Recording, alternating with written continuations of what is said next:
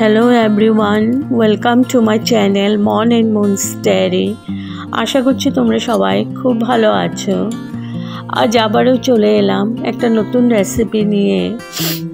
আজকে আমি বানাতে চলেছি স্কোয়াশের ঘন্ট।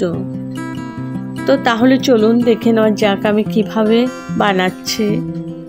পুরোটাই শেয়ার করব। সম্পূর্ণ নিরামিষ রেসিপি, দুর্দান্ত লাগে খেতে, একদম খুব সিম্পল আর ভীষণ টেস্টি। তো আমি এখানে স্কোয়াশ নিয়েছি 6খানা। এগুলো আমি ভালো করে ধুয়ে ছুলে নেব।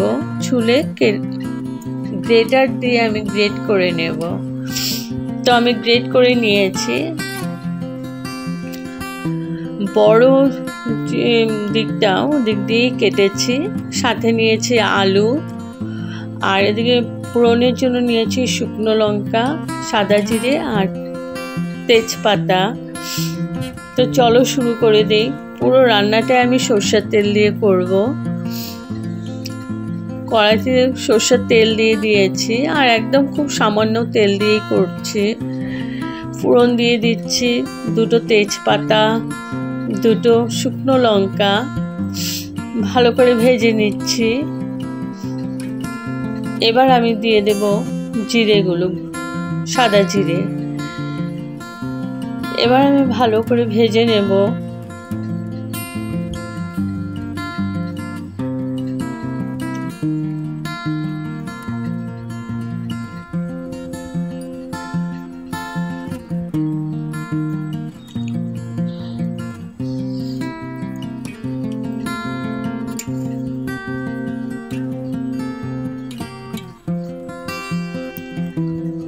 তো ভালো করে ভেজে নিয়েছি। এখন আমি ডুমডুম করে কেটে রাখা আলুগুলো দিয়ে দিলাম। এবার আলুগুলো একটু ভেজে নিচ্ছি।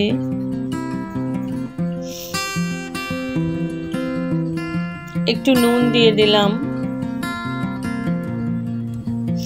আর দিয়ে দিচ্ছি একটু হলুদ।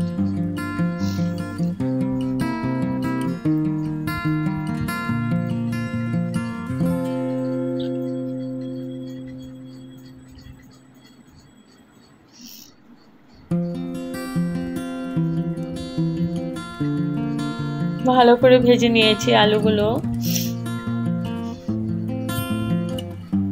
এবার আমি কেটে রাখা স্কোয়াশগুলো দিয়ে দিচ্ছি।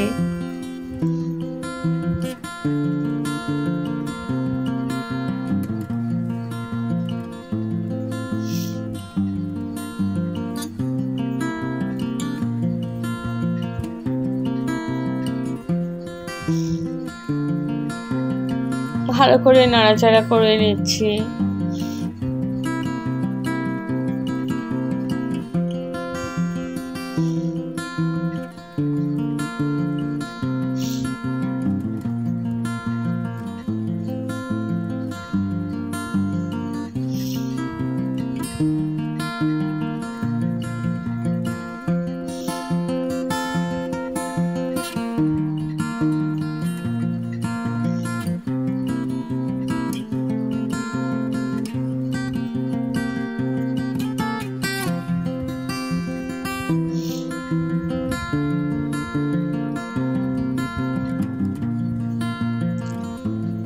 এবার আমি দিয়ে দিচ্ছি নুন পরিমাণ মতো, আর দিয়ে দেব একটু হলুদ।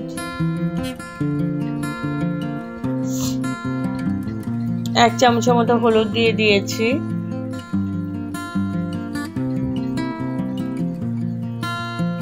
আর দিয়ে দিলাম জিরে পাউডার।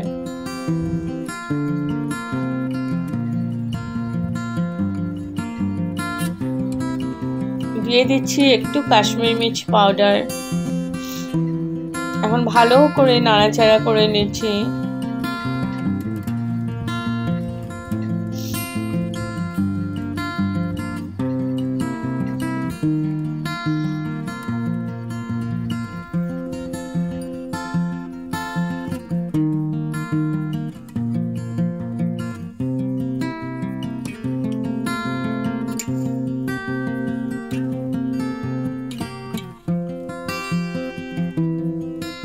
এখন আমি ঢেকে 10 মিনিটের জন্য ঢেকে রাখলাম যাতে সেদ্ধ হয়ে যায়।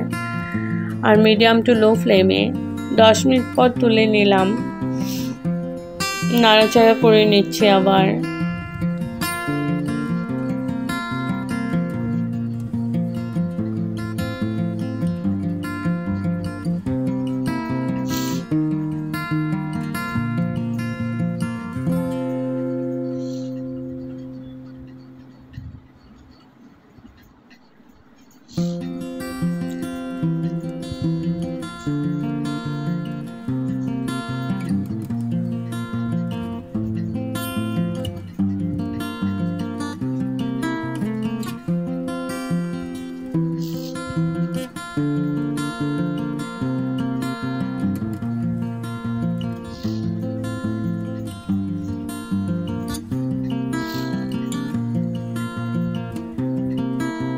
একটু পরপর নাড়াচাড়া করে নিচ্ছে।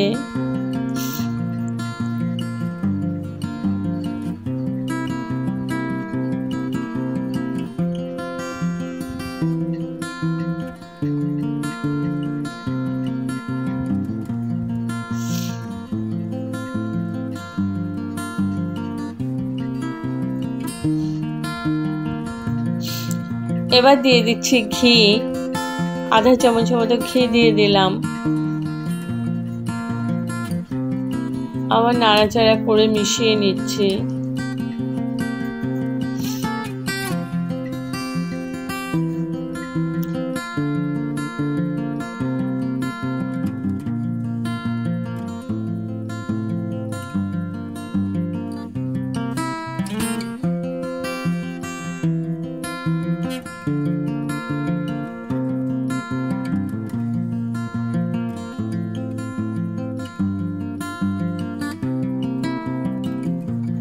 ভালো করে নাড়াচাড়া করে নিয়েছি।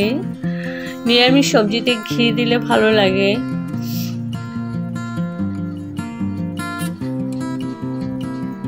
তো আমার অলমোস্ট হয়ে গেছে। এখন আমি গ্যাস অফ করে স্ট্যান্ডিং টাইমের জন্য ঢেকে রাখলাম। তো আমার রেডি টু সার্ভ স্কোয়াশ ঘন্ট। যদি আপনাদের এই রেসিপিটা ভালো লেগে থাকে তবে like, share, comment and subscribe করতে ভুলবেন না। সাবস্ক্রাইব করার পর পাশে থাকা বেল বাটন অল প্রেস করে দেবেন।